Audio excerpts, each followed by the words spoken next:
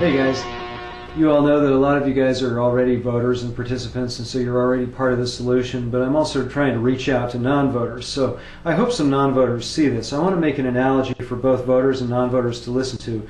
It's the analogy of the house that's infested with termites.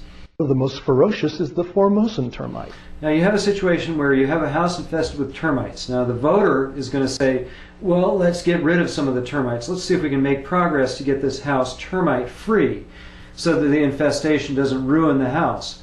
Okay, well, in a case of a non-voter, what they're going to do is stop you from picking up the phone. They're going to say, don't call the Orkin man, don't call the Terminex, don't call the exterminator. And you say, why? Well, because we need to let the whole house crumble and then we rebuild the house. Okay, so this is the non-voter, and this is the comments that I get on this channel, on these very videos, is people will say, don't vote, and don't run for office, and don't do anything. Just to avoid the whole system and let it crumble.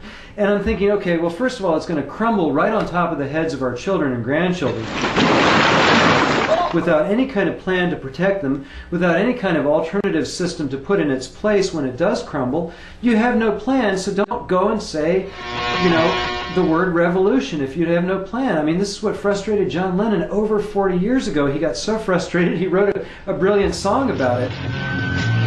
But when you talk about destruction, don't you know that you can count me out? And basically, people need to go listen to that song, because here we are, more than 40 years removed from that song, and people are still saying the same thing. And it's like, if you don't have any other kind of plan and you don't have any system that's going to replace the current system, I mean, what is the new system? Are you going to have to vote in the new system? Why not just vote now? And vote, when I say vote again, I'm talking about voting against the status quo, voting against some of the bozos that are in there.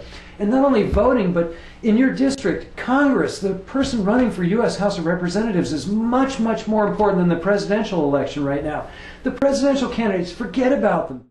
Focus on who you can go door to door for in your district. Call your state election office or your county election board. Call them up or go online and find their email and email them and say, send me all the information you can about candidates, about how to get a paper ballot, about what to do. Talking solutions here, because when you leave a comment saying don't vote, let's have a revolution, you're talking, it's meaningless. What we need to do is fix the system from within, and the only way things are going to ever change is if people get off their butts. We had 57% of the eligible voters did not even try to vote in the 2006 election. So the last national election, 57% of the total electorate didn't even try to vote against the people who are in there now. No wonder we can't impeach Bush. That 57%, they probably wanted to impeach him, but they didn't go and vote for some representative who would go to Congress and stand on the floor next to Dennis Kucinich and say, let's impeach him.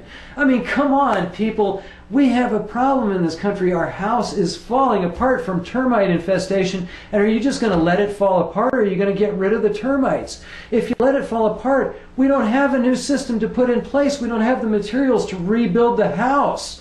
We need to fix the system from within before it completely falls apart. And mark my words, that will be the revolution, not some kind of violent revolution that you talk about.